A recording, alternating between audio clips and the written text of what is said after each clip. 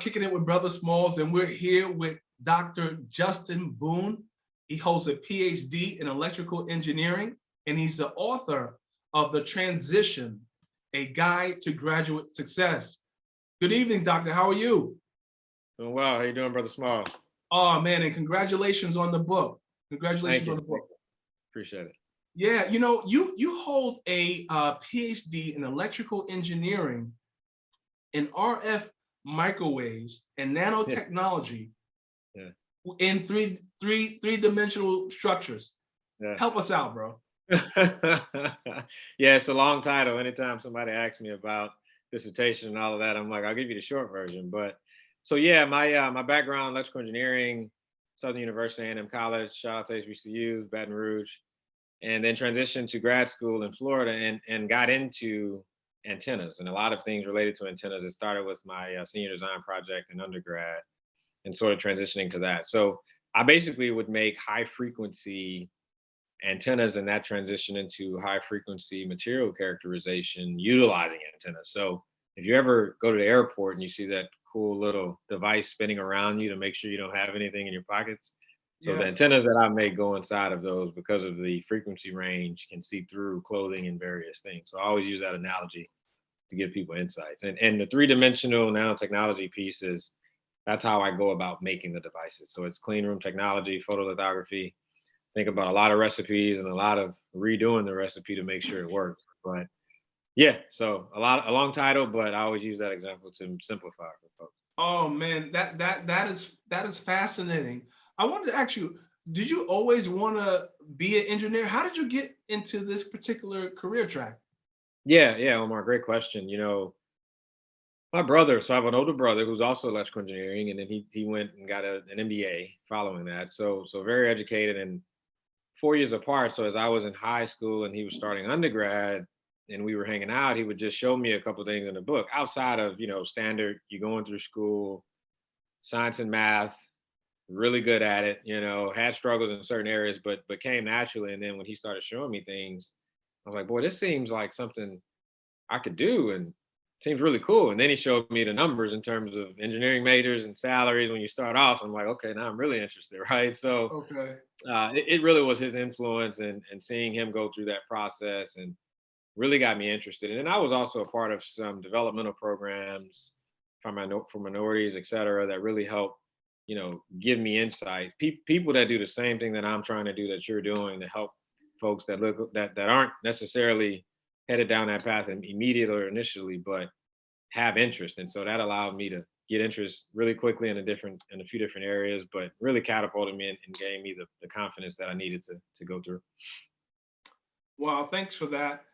Your new book, The Transition, A Guide to Graduate School Success, man, it's such a good read. I mean, Thank you. I found it fascinating. You were encouraging people to kind of determine what they want to do, go after it, be deliberate, take responsibility, network. And it was just chock full of tips.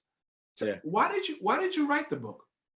Yeah, I did a lot of recruiting when I was in graduate school. So I always joke, there's a huge conference for Black engineers, right? It's called NSBE, National Society of Black Engineers. For those who know NSBE, you walk in and it's just magnificent. You have huge corporations. It's this wonderful carpet that you're walking on, and it's real soft. But if you walk all the way down, then the hard floor comes, and that's where all the grad schools are. And I always joke, like, why do they put us in the back? Nobody's going to come back here because the companies are in the front. And so I would go and recruit. And so I would go walking through the alleys where folks were looking for jobs and really started to talk to students and encourage them to come to grad school. And I would always get boatloads of questions about, what does it take to get in? Well, I don't know. I'm not necessarily sure what the process is. I don't know if I'm smart enough. And after I finished, I don't know how I had the energy, but I did. After I finished the PhD, I said, man, there's something on my heart that I really have to get off. And I have a lot of knowledge of this process, and a lot because I went through a lot during my process. And I realized that it's not that folks lack the educational ability or the intellect to go and get a master's degree, let alone a PhD. It's just the unanswered questions that they have about it, which leads to a lack of confidence. And so I said, man, let me just put a product out there, self-published. My wife and I designed the cover, so we're happy about that, and Yeah, yeah. really wanted to just help people understand. So I started a blog with a bunch of my peers and said, hey, if you had questions about graduate school, what would they be? And after about the 15th or 16th response, they started to reiterate and become the same response as the previous ones. And that's when I realized these are the topics that I want to focus on, including some topics that I was interested in. So that was the motivation, just to help people. No, it's a great book, and again, it's Doctor. Before we go any further, how can people get the book? Oh, great question. So it's available everywhere. Lulu.com is the publishing company. So you can go on Lulu.com and publish the hardcover as well as paperback. You can also go on Amazon.com, Goodreads, and you can, again, you can get paperback as well as the ebook version. So pick it up, put heart and soul into it, and I think you'll enjoy it. No, I got so many nuggets out of it. Yeah, Actually, reading the book, there was so many formulas. yeah, One, I yeah. like the way you think. I Sure. like the Yeah. way, I like the Thank way you. you think, and I got so many formulas. Actually, one formula I got was TPA, TPA, Mm, thought, plan, action. I would probably add another P to that, prayer. yeah. But I'm Prayer. telling you, man, that I mean, Yeah. but the thing about it is that you not only use it, you Yeah. give strategy and focus to people, and you give them different outlets because not Yeah. everybody's the same. Right. Right. Absolutely. And not everyone has the same opportunities or in the same situation. So you notice it's broken up into parts. Part one, how do I even get in? Not even focused on how do I Right, succeed when I'm in, because what I right, learned was, right. that prayer one is huge because that's what it takes to get through. And if you put yourself in an environment where it's not conducive to success, one shouldn't question, why is this happening to me? So, for example, if I know I'm homebound or I'm a person that likes to be close to home, I shouldn't go to grad school or school in general and be thousands of miles away. Homesickness will really set in. So, or if you feel more comfortable around certain people or cultures or cities and weather. I know my wife, she's from Chicago, but she's not a huge cold fan. Well, if she goes to grad school and somewhere it's freezing, may not necessarily work out as well because mindset isn't right. So I focused on first putting yourself in a position to succeed. And it's not just you, it's also university based, because I always tell folks we see a lot of publications and numbers about how many schools are putting out, black PhDs, right? Well, the reality is how many of them actually enroll. That's the numbers and the statistics that they're showing. The bigger question is how many finish. So the Yeah. delta between those two is what I like to focus on, which is don't just get in. When you get in, you got to finish and deliver. So that's a big key. So you got to have a plan and you got to have action once you think the process through. No, quite honestly, it's a conduit. I mean, I think Yeah. probably in freshman, sophomore year, if they introduce this book to people in the undergrad, they'll just have a Yeah. better understanding of why they're doing what they do. And I think that this is one of the challenges in education across the board. They say that people's interest or kids' interest wanes from elementary to middle school to high school, and Yeah. they really oftentimes, you can speak to this, doctor, they sometimes Mhm. say that they're not making the connection. Mm. Not making the connection between why am I studying chemistry, or why am I studying a language, or why am I, they're not making the connection, and then people are falling off because of it. Yeah. Yeah, that is huge. It's all about application. And when I went to, so I had the opportunity, I was sharing this with you, where I did research in Shanghai, China, and I was there for 4 months. The first 2 weeks before even going, we had this 2 week gridlock of teaching us everything we needed to know about being there. But one of the most fascinating parts of that training was they talked through different countries and how we train engineers. And one thing that stood out about in America is that we focus on what we're experts of, which is theory. And it dawned on me, it's like, well, I'm a PhD guy, so I love theory, but I also love practicality. And so what really strikes us engineers as daunting is like, wow, I have to figure out this entire equation, and then the answer is actually an equation. that makes no sense, right? And so that's engineering, math, engineering mind. But Yeah. in reality, like, how do I use that? What am I going to use it for? And then the biggest complaint engineers have is once I get out of school, I never use that anymore. So I do think we have to focus more on, as educators, right? Not that I'm literally one now, but my background and my You're an future, educator, definitely, without a I want to doubt. get it in it even deeper, right? So Yes. as educators, we really have to focus on not just finding the application for what the engineering aspect brings, but finding the application for things that really interest people. Like, I have backgrounds in space. I've done things in space. I've done things on the ground, and that's pretty cool when you talk to a kid about, hey, you look at this component and this is where it goes, and look how that impacts this shuttle launch and things like that. When I use the example of the antenna spinning around, that's because that's kind of cool to me and it resonates to people. So we have to do more of that at an early stage. No, I'm glad you mentioned that. I wanted to talk to you a little bit about education here in the United States. Can you break down what is STEM? Yeah. So yeah, that so STEM, science, technology, engineering, mathematics. There is a trend now of STEAM, which adds in the arts. I'm a fan. I support it either way. STEM is something that gets a lot of attention, because it's not majors that folks really are intrigued by early on. Like, you're not going to have a lot of engineers, or it's a separate building for them because they're sort of weird. That's the stigma, right? Which isn't true. It's a matter of starting it early. So there's a lot of youth, and I remember when we first had birth with our first child, and we were looking into daycares and things like that. There are daycares that focus on STEM, at that age, and so if you believe your interest or your children's interest are STEM related, start early. Get some of these books, and my wife showed up with books for my son, and they're truly engineering books that's explaining them about motion and batteries and machinery and all of these cool things. And at that age, it's showing them application, but it's engineering focus or STEM focus, which helps them realize, oh, that's kind of cool. I see where that would apply to. So I would say that right now, the current state of America, we definitely have a supply demand challenge, right? There's definitely more uh, demand need than there is supply. And statistics will show that, as I mentioned before, the number of students that enroll engineering specifically, you by freshman year, they're out. And I can tell you the course where they get out, which is intro to engineering, if you will, where it's like, hey, here are the different focuses. And the professors told, we were in class and they say, hey, look to your left, look to your right.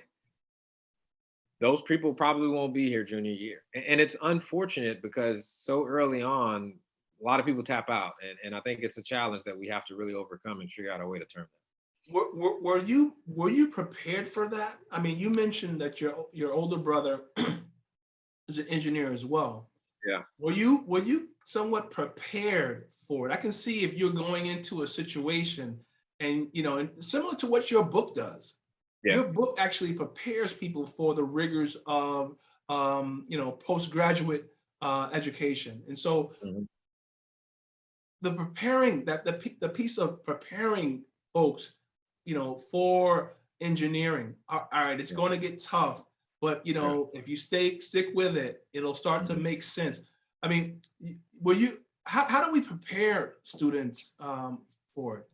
Well, I'll be honest, I was not. I was the kid who I knew everybody in school. Most times I get awards at the awards day in high school, and everybody's like, "Wait a minute, you're getting a GPA award? I didn't even realize you were smart. You were smart, right?" And so I had the ability to. I would study, but like a lot of folks, sometimes you weren't as disciplined in high school. And one thing that helped me a ton was I was actually accepted into a program early on in undergrad where I went to summer school, and it was literally gridlock where we had study hall every day from 7 to 9, and it introduced me. And I struggled with that because I'm like, man, this college, I want to have fun. What am I doing? I can't watch TV in this program. This is crazy. Yeah.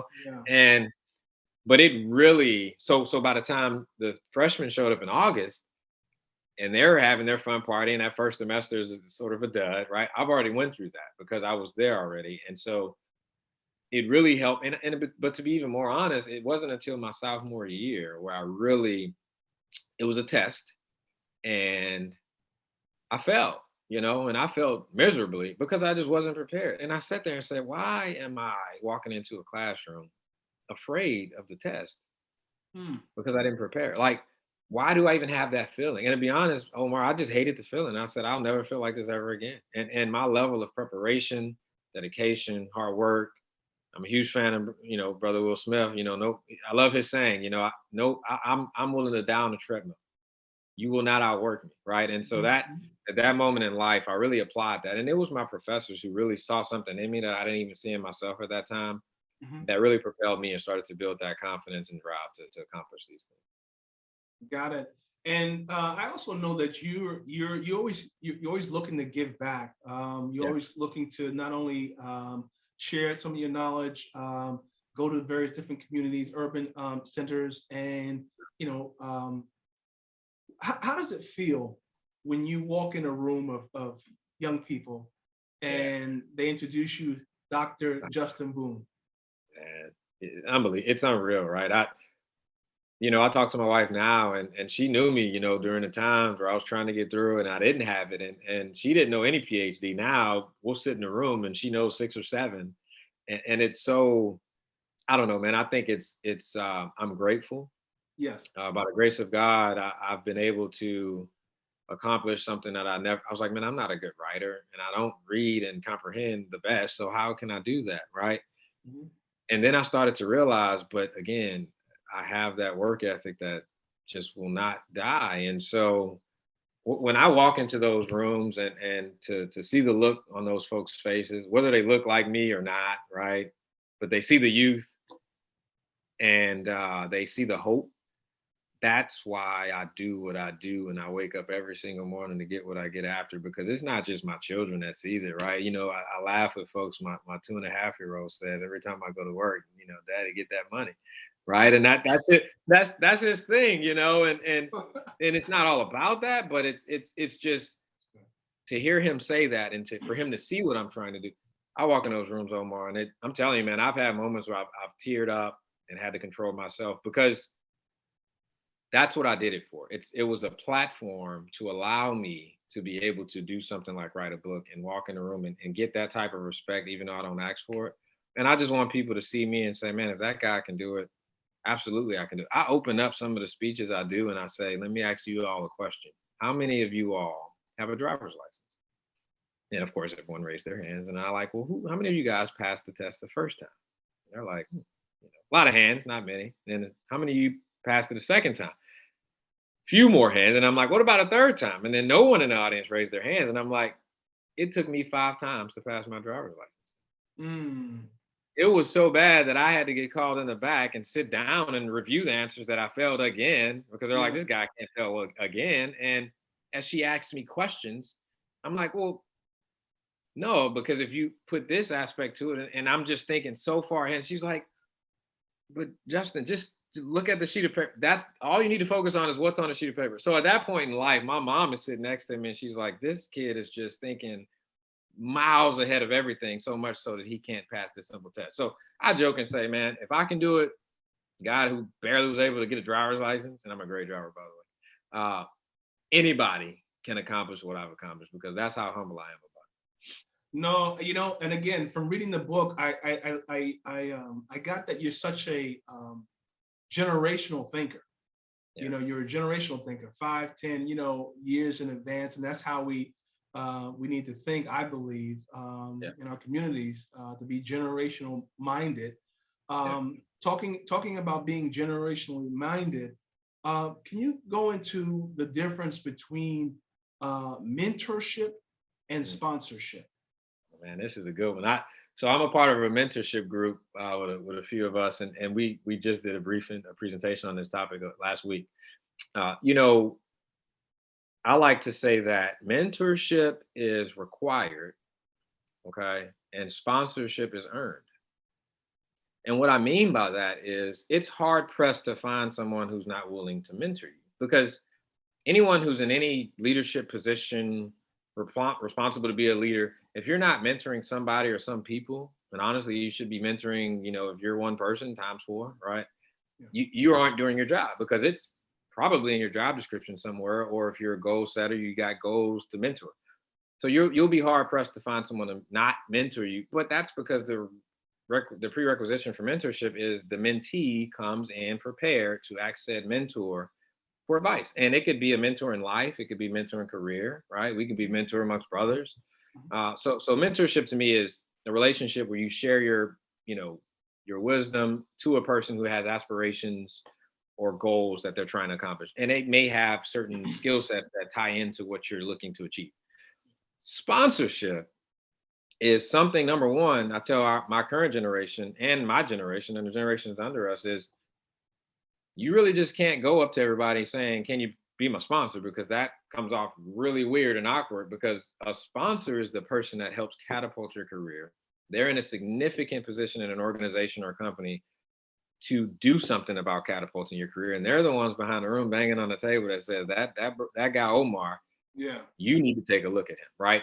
And that's why I say sponsorship is earned, because it's earned through trust and it's earned through performance in terms of how you get someone to that point. I'm not sponsoring someone that I haven't seen perform or that I've built a rapport with.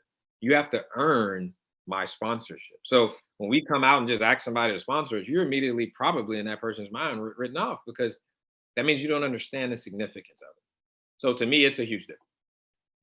No, it's a major difference. And again, that sponsorship, when you sponsor someone, you're vouching for this person. You're putting your reputation on the line. Absolutely. Yeah. Absolutely. Yeah. And you don't, and I will say that the wonderful thing about corporate world right now is we're taking a slight turn towards creating programs and things like that actually acknowledge the sponsorship aspect. It's still not very known that somebody's sponsor. You may have a sponsor and never know about it your entire career, but you just know somebody's behind the scenes doing something for you. So I advise folks to understand the difference and be very mindful when you're approaching sponsorship, because you may never know. Just continue to do what you need to do, network, and mentorships can develop into sponsorships. I've seen that, but not as common. Well, Dr. Boone, I want to thank you so much for coming on the show. What's next? What's next for you? What's next for you? You got a lot of stuff going on. You have the book. What's next for Dr. Boone? Yeah, man, that's a great question. When I wrote the book, my wife's like, "That's your first." I'm like, "Well, it's the second, but I think I'm done because the dissertation took a lot out of me, and so I've been thinking about some things, as I'm progressing, trying to progress and climb the ladder in my career, working hard, taking notes on things that I believe are going to help people and benefit them as they're going through that treacherous run and stride of trying to get there. And then I actually have a mentee who reached out. He's thinking about writing something and asked me to be a part of it. So stay tuned for that. We may have something coming, but I'm always writing. My wife got me a journal for the birthday here, and so I said, let me start making some notes and get something out here in the future, man. So I'm always being proactive, always thinking, and I'm now that we're entrenched here in the Florida area, I'm looking to get back out in the community more. I've been bouncing around a bit, so looking to really create my own network here in the area and start having some of these lunches and brunches to bring brothers and sisters in here, and just to build, right? Bring guest speakers in, people like yourself, right? And just to have a good community and foundation so that we can really start uplifting these communities there. No, that's awesome. Thank you so much for being on the show. Again, Brother Smalls, we're here to inform, uplift, elevate, and inspire. And you guys know this. Dr. Boone is a prime example of it. Thank you so much for your time. Is there anything that you wanted to say to our viewership? Is there any way that they can stay in contact with you? Yeah, absolutely. I've got a website, justinboonephd.com. I've got a Facebook fan page. I'm on LinkedIn. I'm also on Twitter, Instagram as well. So stay blessed, stay hungry, and never stop grinding. That's all I can give. I appreciate the opportunity, Brother Smalls. God bless, and looking forward to catching up soon. Awesome, man. Thank you so much. I really appreciate it. Thank you. No problem. Take care. Peace. Informs, uplifts, and elevates, and inspires, takes you higher. Say it again.